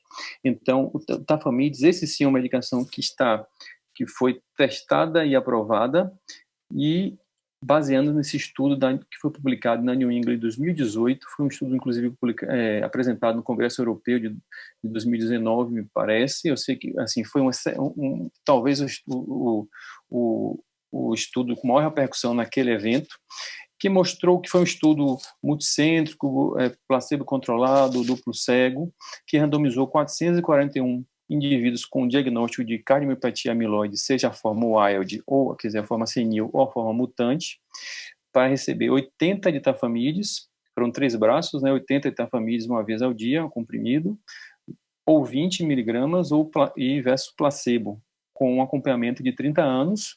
O endpoint primário foi morte por qualquer causa e hospitalização por evento cardiovascular. E os endpoints secundários principais foi a mudança do teste de caminhada em 6 minutos, com 30 meses, e o teste e a qualidade de vida, score de qualidade de vida de Kansas. Bom, aqui são os critérios de inclusão, né? O importante, o paciente tinha que ter um septo de 12, tinha que ter documentado a presença de doença amiloidose por transretina, tem que ter clínica de insuficiência cardíaca ou clínica ou uso de diurético, necessidade de uso de diurético ou internação por insuficiência cardíaca. Aqui são os critérios de inclusão, os principais. E os critérios de exclusão principal, obviamente, não poderia ter a forma L da doença, não poderia estar em classe funcional 4 e nem ter submetido a transplante de fígado ou cardíaco previamente. As características demográficas do doente, a maioria, a idade média era 74 anos, a grande maioria, ou seja, 90% era do sexo masculino, a grande maioria também era da forma senil da doença ou selvagem da doença, 70% era a forma selvagem. A classe funcional 2 representava a maioria dos doentes, sendo que a classe funcional 3 também tinha uma participação significativa. De resultado, né, houve uma redução relativa de 30% na mortalidade por todas as causas. Isso ocorreu a partir do 18º mês de tratamento, então eu preciso tratar o doente por um tempo maior para que exista um benefício realmente significativo. E esse benefício foi relevante, expresso com NT de 7,5, um NT bastante relevante. Em relação à análise de subgrupo, mostrou que tanto na forma wild, senil, quanto na forma mutante, existiu o benefício do tafamidis. Tanto na dose de 80 miligramas quanto de 20 miligramas, houve benefício também do tafamidis, mas o benefício maior com 80 miligramas. Em relação à classe funcional 3, existia uma perda de benefício, principalmente no sentido de hospitalização, naqueles doentes que usaram tafamidis versus placebo. Os endpoints secundários foram também favoráveis, ou seja, já a partir do 6º mês, o grupo tafamidis, tanto o teste de caminhada de 6 minutos quanto o questionário de Kansas, de qualidade de vida, mostrando que a amiloidose, que o tafamidis, que é uma nova droga, uma droga estabilizadora da transretina, ela é eficaz tanto na forma WAD da doença quanto na forma mutante. Os benefícios são relevantes tanto na dose de 20 quanto de 80, principalmente na dose de 80. Ele se mostrou eficaz e seguro, que é muito importante também, obviamente, em que os efeitos adversos foram semelhantes tanto no grupo tratamento quanto no grupo placebo. Então, em resumo, para finalizar, a amiloidose ela não é tão rara quanto anteriormente se pensava. Se você está diante de uma hipertrofia ventricular, ou pseudo-hipertrofia ventricular, na verdade, e um daqueles sinais anteriormente descritos, como síndrome do túnel do carpo, estenose espinhal, ruptura de bíceps, Cefep, estenose aórtica com muitos sintomas, estenose aórtica com hipertrofia de VD, ou cardiomiopatia hipertrófica com uma disfunção diastólica grau 3, isso não é habitual. Isso pode, na verdade, podemos estar se tratando de uma cardiomiopatia amiloide, não de uma hipertrófica simplesmente. O diagnóstico é feito através da multimodalidade, sem necessidade de biópsia. O tratamento inicial é através de sintomáticos, e os diuréticos são as medicações que fornecem melhor alívio para os doentes. Se o paciente tem FA e não existe nenhuma contraindicação, você pode anticoagulá-lo. O tratamento específico existe e mostrou-se bastante relevante, seguro e eficaz. Então, isso que eu tinha para comentar, e fico agora à disposição para perguntas. Passo a palavra para o professor Gilson. Muito obrigado, Thomson. Excelente apresentação. Aliás, 4 excelentes apresentações hoje nós tivemos. Eu tenho uma série de perguntas aqui para fazer, e o nosso tempo está curto. eu vou fazer o seguinte, eu queria pedir para que, se a gente pudesse, eu queria tentar desenvolver ao máximo as perguntas aqui com respostas mais objetivas, para a gente tentar contemplar todas as perguntas que eu tenho aqui, tá? Então, começar pela sua primeira aula, Tonison. Você mostrou algumas mutações genéticas da valina que podem direcionar a determinados tipos de amiloidose. Ok, o paciente doente com amiloidose tem tal alteração. Quão frequentes são essas alterações em pacientes não doentes? A determinação de alterações, de mutações dessas que você mostrou, pode ocorrer em idosos absolutamente sadios? Ou eles são altamente específicos para designar um tipo de amiloidose? Deixa eu ver se eu entendi. A presença da alteração genética necessariamente representaria doença? É isso que você quer estar perguntando? Não. Os pacientes podem ter a mutação, assim, né, da casuística que a gente mostrou na escola baiana, a gente conseguiu 61 pessoas, né? 30% são assintomáticos, são carreadores, que nós chamamos, apenas têm a mutação, são completamente assintomáticos. A gente vai estar investigando aí algumas coisas, se eles são assintomáticos, mas vamos ver se eles realmente têm eletro normal e eco normal. A gente quer saber se ele tem a cintilografia deles é normal, se o BNP dele é normal, a troponina é normal. Isso é um campo que a gente está caminhando. Mas a presença só da alteração genética não necessariamente define doença. Vai depender da penetrância do gene, que isso varia muito, né? A forma chamada VAL30-MET ou VAL50-MET, que é uma forma mais neurológica, ela tem uma alta penetrância, chega a mais de 90%, enquanto que a forma cardíaca, a mutação genética relacionada mais à forma cardíaca, tem uma penetrância muito variável. Não, então, ou seja, o paciente tem um gene que é cardíaco, que tem que pode ter o fenótipo cardíaco, mas se ele vai ter doença ou não, e aí a gente tem que acompanhar. Ele não sabe se antecipa, né? Não sabe. Nesse momento ainda não. Tá. Professor Rochite, dentre as várias informações que você nos trouxe, tem uma mensagem sobre o mapa T1 que, a partir de um determinado valor, eu anotei esse valor, foi 1164, eu dispensaria o uso de contraste porque eu imagino que a especificidade torna-se tão alta que já não precisa mais do T2. Exato. Quão frequente isso é na prática? Isso, eu imagino que isso tem a ligação com o prognóstico também. Quão frequente isso é na prática? Olha, veja, a ideia daquele dado de tentar e definir um limiar de mapa T1 que nos desse uma segurança muito alta do diagnóstico era justamente para focar naqueles pacientes que têm alguma limitação do ponto de vista de insuficiência renal. Embora hoje os contrastes de ressonância sejam muito, muito seguros, algum tempo atrás, alguns contrastes que ainda estão no mercado tiveram alguns problemas relacionados a uma síndrome nefrogênica sistêmica. Ou seja, indivíduos que tinham insuficiência renal muito grau 5, geralmente graus importantes de insuficiência renal, mas clearance abaixo de 30, fundamentalmente, poderiam desenvolver uma síndrome de fibrose sistêmica, que era rara, bastante rara, mas que fez com que a gente contraindicasse o uso do contraste nesses pacientes. Então, se eu tiver dentro de um quadro clínico de um paciente com suspeita de amiloidose que tem insuficiência renal mais importante, e eu tiver o valor do mapa T1 nesses níveis ou acima, acho que a gente poderia concluir essa investigação, essa parte da investigação diagnóstica, que é a ressonância, como positiva para a amiloidose, sem injetar o contraste, sem adicionar um risco para o paciente.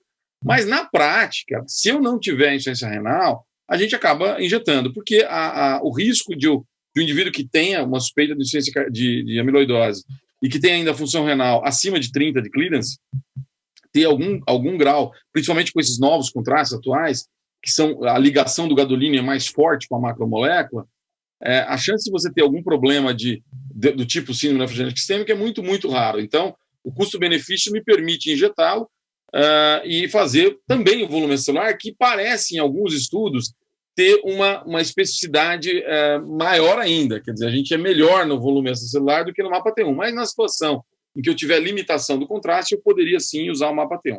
Resumindo, é mais comum a gente fazer os dois, mas quando eu precisar, eu posso só fazer um. O mapa tem um. Ótimo. Ótimo. Professora Simone, teve um dado que você trouxe, um dado clínico muito interessante sobre a frequência de amiloidose encontrada em pacientes com insuficiência cardíaca e fracionação preservada internados, em 13%. A frequência de estenose de amiloidose em pacientes com estenose aórtica, 16%, no dado que trouxe. E aí eu queria aproveitar e perguntar, amiloidose, que tipo de amiloidose? Eu imagino que seja principalmente do tipo selvagem. Podem existir variações nessas frequências, são esperadas variações nessas frequências, tanto de tipo quanto de prevalência mesmo, entre diferentes regiões do mundo? Sim. A prevalência realmente nesses casos, paciente com insuficiência cardíaca, fração de ejeção preservada, e esses pacientes com estenose aórtica que vão para a troca, né, transcatéter, realmente a mais comum na realidade, eram todos ali, a da tipo selvagem, realmente, que são pacientes mais idosos, né? Então, sabendo que quanto maior a idade do paciente, maior é a chance. Acima de 80 anos, tem casuística que mostra uma prevalência de até acima de 50%. Então, vai variar de acordo com a idade. E, em relação, de acordo com a região, aí você tem a AC, a TTR mutada. E, por exemplo, Portugal, você tem uma frequência grande de uma mutação, que é o que a gente tem visto muito aqui na nossa região, de Pernambuco e tal, porque a gente tem descendentes de Portugal. Então, tem casuísticas da Irlanda, que tem da Suécia, você tem trabalhos de todas essas regiões, você tem uma mutação específica, mais comum nessas regiões. Então, a mutada vai depender realmente da população que você está estudando, e é mais frequente em mais jovens, você vai ver uma população mais jovem, e a tipo senil, na realidade, você vai ser mais frequente nos pacientes idosos mesmo, na tipo selvagem, né? Não sei se eu respondi. Respondi, mas vou aproveitar para fazer uma pergunta adicional, já que é dentro desse tema mesmo. Foi feita pela professora Gilson Feitosa sobre... Será que a amiloidose, a prevalência existe uma maior prevalência de amiloidose entre pacientes com estenose aórtica conforme a idade deles? Quanto mais idosos, maior a prevalência de amiloidose nesses pacientes? Há uma dependência clara com a maior idade? Para quem? Isso, para mim a pergunta? Não, é para Thomson. No tema. Seguinte, estenose aórtica é associado a uma maior, a uma alta taxa de amiloidose por causa da idade. 16% foi a taxa citada. Mas será que estenoses aórticas com 90 anos de idade terão uma prevalência ainda maior de amiloidose? Será que com 100 anos de idade terá? Ou seja, tem uma associação direta com a idade? Eu acho que tem, se eu puder começar a comentar, porque aquele trabalho do Castanho foi, inclusive, muito comentado e foi em pacientes com TAV. E eu lembro que logo que aquele trabalho saiu, eu estava no congresso de ressonância e todo mundo falou, não, nós precisamos resolver isso. E alguém levantou no meio de uma sala e falou, mas o Rochit tem os dados, porque eu tinha publicado, que foi a tese do Dr. Clério Azevedo, a medida do realce tardio em estenose aórtica, que a gente mostrou que era prognóstico, mostrando fibrose. Então, eu fiz um trabalho que não foi publicado, porque a gente não decidiu, que na época a gente achou que esse 16% era alto. E eram pacientes dessa casuística do Clério, que eram pacientes cirúrgicos, que não eram TAV. Portanto, eram cirúrgicos e, portanto, com uma idade, aqui no INCOR, uma idade um pouco menor. Né? Então, a gente tinha estenose aórtica, inclusive reumática, então a gente tinha uma população menor. E eram 70 e poucos pacientes. A gente fez o quê? A gente tinha o bloco da biópsia, porque o trabalho do Clério foi validar o realce tardio contra a biópsia em estenose aórtica. Nós fomos o primeiro grupo a mostrar e validar a fibrose na estenose aórtica com realce tardio na ressonância. E o que a gente notou é que dos 70, um caso foi positivo, só um caso. Mas a faixa etária era muito baixa. Então veja que eu não tenho a resposta definitiva para o professor Gilson Feitosa, obrigado pela pergunta, mas acho que a probabilidade é muito alta. E quando eu comparo com pacientes com TAV, que tem uma faixa etária muito maior, esse dado castanho parece estar se reproduzindo em alguns outros centros. Ou seja, uma taxa maior de amiloidose combinada. Então, devemos ter uma relação com a idade também, e não só com a estenose aórtica. Bom, deixa eu fazer uma pergunta sobre tratamento, Tonison, que foi enviada pela nossa colega Carolina, que eu queria aproveitar e pegar uma carona e acrescentar uma coisa na pergunta dela. Ela pergunta sobre a eficácia do tafamidis, e eu queria aproveitar e perguntar sobre a comparação da dose 80-20. No estudo original não aparece no artigo essa comparação 80-20. Você até mencionou que aparentemente houve um efeito maior, mas eu imagino que o tamanho amostral seja pequeno para poder comparar exatamente esses dois grupos. O que é que você tem de comparação? Você tem dados de comparação das duas doses, 80 e 20? Ou só o agrupado? Só agrupado, exatamente, só agrupado. Isso foi uma discussão grande, qual é a dose ideal, realmente é uma coisa ainda, não diria definir, mas que não ficou tão claro, mas o só agrupado mostrou isso daí. Uma dose intermediária que só tem nos Estados Unidos é a dose de 61 miligramas, que corresponde a 80 miligramas da dose do teste, do trial, né? A dose do trial foram 4 comprimidos de 20. Não existia o comprimido de 80, eram 4 comprimidos de 20. Então, a dose, inclusive, demorou muito para a empresa definir qual é a dose ideal, e aí a gente, assim, pelo que a gente vem vendo com o passar do tempo, é que 80 é uma dose parece melhor, mas certeza 100% a gente não tem, não. Tá bom.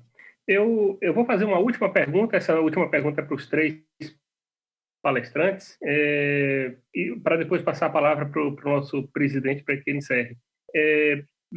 Eu vi uma vez uma palestra que eu encontrei sobre amiloidose, que eu vi uma comparação que eu achei muito interessante. Você vê uma casa incendiando. A casa incendiando pegou fogo por muito tempo, já está aos pedaços, já está caindo quase toda a casa, e aí chega o bombeiro para apagar. Ok, apaga o incêndio, mas não vai recuperar mais nada da casa. Isso é interessante quando a gente faz essa associação com a amiloidose. Tem que identificar precocemente para poder apagar o incêndio cedo, antes que perca a estrutura da casa. Nesse sentido, eu queria perguntar aos 3 sobre o quão cedo o seu método consegue identificar a amiloidose.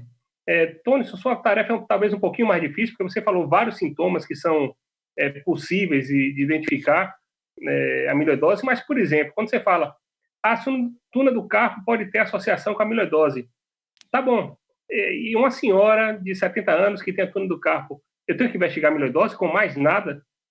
Então, é difícil a gente saber quando que é cedo o suficiente para eu começar a fazer a investigação. Eu deixo em aberto para vocês 3 comentarem. Essa vai ser a última pergunta antes de eu passar para o nosso presidente. Primeiras mulheres. Olha, eu acho... Não, uma excelente pergunta. A Ótimo, gente fala cedo, e que qual cedo? Na realidade, os estudos com cintilografia, você veja que quando vem fazer a cintilografia com traçador ósseo, ele já vem triado, né, o paciente. Ele já tem um aumento de espessura, ele já tem uma alteração eletrocardiográfica, ele já tem uma disfunção diastólica. Então, o que a gente pode dizer é que a cintilografia tem aquela sensibilidade que a gente mostrou naquele artigo do Circulation, mas é nesse grupo bem triado, né? Então, vamos dizer, uma coisa incipiente, além do mais, a amiloidose, como a gente viu, ela pode já ter a proteína instável, mal formada, mal dobrada e que vai se depositar, mas ela pode ainda não ter sido depositada. Ela está lá, depositou na periferia, depositou em um cantinho, mas ainda não ter depositado no coração. E, assim, não necessariamente você vai pedir e vai encontrar. Mas eu acho que você tendo esses comemorativos, como clínico, a gente viu, síndrome do túnel do carpo vai acontecer 7 anos antes. Esse paciente, no mínimo, ele vai precisar pelo menos um acompanhamento anual. para você ir aí ver, já que você já sabe, ó, isso aí pode ser uma amiloidose, porque no mínimo sinal cardíaco você já vai começar alguma coisa, e principalmente quando a gente tiver a medicação realmente mais acessível, aí eu acho que a gente vai ter que ser bem antes. Então, assim, eu não sei dizer se você já vai ter microcalcificação ali, numa infiltração bem discreta, que a medicina nuclear vai ter esse poder. Eu acredito que o marcador compete, sim, pela resolução do aparelho e tudo, mas aí ele não diferencia se é AL ou TTR, e aí você fica, porque se não diferenciar, você vai ter que aí partir para outras coisas. Agora, assim, bem, essa é a minha resposta, para não se alongar. Bom, em relação à minha parte de eco, né? O eco é um exame que vai identificar mais tardiamente, você não tem dúvida. O eco convencional, o eco com strain, se ele identificar um strain reduzido, não precisa nem ter o apical spare, um strain reduzido, isso já é um marcador precoce de doença. Então, mas mesmo assim perde para a cintilografia e perde para a ressonância em precocidade de identificação de doença. Então, eu sou o último. Assim, quanto mais florido o eco, pior. Quer dizer, mais tardio eu peguei o doente. Então, eu preciso que ele não tenha... Se eu quero beneficiar ele, eu não quero um eco muito florido, não. Se eu tiver derrame pericárdio muito espessado, disfunção ventricular, disfunção diastólica muito importante, já não... Sistólica ou diastólica já é um estado avançado. Em relação ao túnel do carpo, isso é uma coisa que é interessante. E aí, em primeiro lugar, a gente não pode achar... Existem milhões de outras causas de síndrome do túnel do carpo que não tem nada a ver com a amiloidose, muito mais comuns. Então, não é ter a síndrome do túnel. Foi até uma colega me ligou, Tony, eu tenho um paciente que recebeu aqui síndrome do carpo, e aí peça imunofluxação. Eu falei, se você estiver pensando em amiloidose, sim, mas não é porque síndrome do carpo não é igual a amiloidose. Calma, vamos lá, deixa a amiloidose na manga, e aí vai fazendo outras coisas, afastando outras situações. Um trabalho que mostrou, foi publicado em 2019, os pacientes iam para a cirurgia, de descompressão do síndrome do carpo, e faziam biópsia para investigar se sentiu filtrado amiloide. Naqueles pacientes que iam para a biópsia, que iam para a cirurgia, que faziam biópsia, 10% dos pacientes tinham filtrado amiloide, ou seja, a síndrome do carpo era por causa da amiloidose. E desses 10%, era feito cintilografia e eco-strain, e mostrou que desses 10%, 20% tinham já comprometimento cardíaco naquele momento da cirurgia. Isso é interessante. Agora, se a gente tem síndrome do carpo, eu opero, eu preciso fazer biópsia, e da biópsia não positiva, aí sim eu vou investigar o coração. Agora, eu preciso fazer biópsia em toda a cirurgia de síndrome do carpo, biópsia para amiloidose, é uma coisa que ainda não tem, acredito que não tenha resposta, mas possivelmente sim. Bom, eu ia ser até mais bonzinho com o eco, porque apesar de o Tony tem razão de que dados específicos são mais difíceis no eco, mas eu acho que o principal ponto aqui para você fazer o diagnóstico precoce é o seu grau de suspeição. Então, se o ecocardiografista estiver realmente suspeitando, eu acho que a chance de um paciente chegar na ecocardiografia comparada à chance dele chegar na ressonância com o mapa T1 é muito maior. Então, eu acho que assim, a probabilidade de o eco ser o primeiro mais precoce, não porque ele como método mas pelo fato dele ser disponível e estar quase onipresente nos pacientes cardiológicos, ou com qualquer alteração cardiológica, se você levantar uma suspeição razoável, ele pode ser o primeiro. Mas, falando como técnica, como método, quão precoce cada método pode detectar, aí realmente eu concordo. Talvez o strain tenha um pouco mais de força, mas a ressonância tem um papel importante. O problema é o paciente chegar eu acho que para o eco... a gente tem que pensar aqui um pouco como eu falo quando eu dou aula com o pessoal do DEIC com cardiopatia dilatada. Não adianta ter a disfunção e a dilatação e tratar com todos os algoritmos sem saber qual é a etiologia dessa cardiomiopatia. Mesma coisa aqui do lado da hipertrofia. Então, qualquer aumento de espessura parietal que seja realmente significativa do ponto de vista clínica merece levantar uma suspeição, e se tiver algum outro dado associado, um túnel do carpo ou algo mais, isso não parar por ali. Com relação aos dados específicos da ressonância, tanto o mapa T1 quanto o ECV, o volume extracelular, são muito sensíveis. E como eu mostrei para vocês lá, aí acontecem de forma... Eu não tenho a data exata na história natural em que momento isso se altera, Gilson. A tua pergunta é excelente, eu acho que merece investigação. Mas a gente sabe que essas alterações são relacionadas à histologia, aquilo que eu mostrei para vocês. Então, eu estou medindo, na verdade, um parâmetro histológico do músculo. No momento em que eu estou aumentando o espaço celular, que é o primeiro evento que acontece, porque eu começo a ter deposição e aumento, eu posso pegar alterações muito discretas de alteração do espaço extracelular que vão se refletir no T1 ou no volume extracelular. O T1 ele é muito sensível, só que ele mostra uma coisa assim, olha, tem algo errado com esse miocárdio. Pode ser outras coisas, o cara pode ter uma miocardite e vai subir o T1, alguma outra, mas enfim, dentro do quadro clínico, dentro de uma suspeição, dentro não de uma hipertrofia, como lembrou bem a Simone, mas de um aumento de espessura de parede suspeita, o mapa T1 e ECV são muito, muito precoces as alterações. Muito bom. Bom, meus amigos, eu acho que a gente teve uma excelente sessão. Foram aulas excelentes, foram discussões excelentes. E eu quero agradecer a presença de todos, agradecer aos palestrantes. E se a organização pudesse trazer o Dr. Nivaldo para cá, eu queria passar a palavra para o presidente para que ele pudesse encerrar a sessão. Gilson, não sei se estão me ouvindo. Sim. Bem, ouvimos bem. Eu queria agradecer novamente à Pfizer pelo apoio para esse evento. Foi um evento espetacular, na minha opinião, mas não poderia ser diferente com 3 grandes especialistas abordando o tema com conhecimento de causa, né? E isso faz com que a sessão se torne rica. Eu não podia também ter convidado um melhor moderador que não o meu amigo Gilson Filho, que de forma brilhante participou, questionando, abordando o tema que é bastante interessante na área para o cardiologista. Queria dizer algumas informações, agradecer muito o nosso editor-chefe da revista Arquivo Brasileiro de Cardiologia, que nos honrou com sua presença nesse evento, né? Então, abrilhantou ainda mais esse evento, esse nosso 4º webinar. Dizer que a Sociedade Norte-Nordeste de Cardiologia tem uma página ativa no Facebook e no Instagram, em que todas as sociedades estaduais podem utilizar-se dessa página para divulgar os seus eventos, e houve um pico extremo nesses últimos meses. Nós temos hoje quase um crescimento de 150% de visualizações e de apoio, né, nessa nossa mídia social.